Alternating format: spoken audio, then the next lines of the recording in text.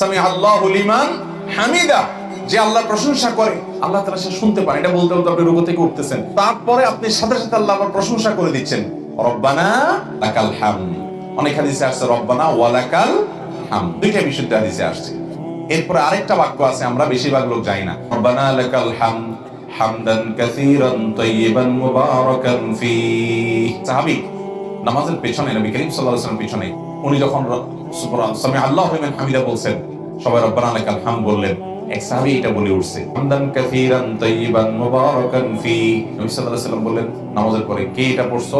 যিনি পড়ছে উনি আর ভয় কিছু যে আমি ভুল টুল করলাম নি কোনো। তখন নবী করিম সাল্লাল্লাহু আলাইহি ওয়াসাল্লাম বলেছেন যে ভয় ভয় উনি বললেন, ইয়া রাসূলুল্লাহ আমি বলছি কোনো সমস্যা? বললেন না, সমস্যা তো না, বরং আল্লাহর ফেরেশতারা এই বাক্যটা বলার পর তারা কাড়াকাড়ি করছিল কে আল্লাহর কাছে এটা নিয়ে জমা দিবে। এত বেশি ফজিলতপূর্ণ মর্যাদাপূর্ণ একটা ইবাদত তুমি করেছো।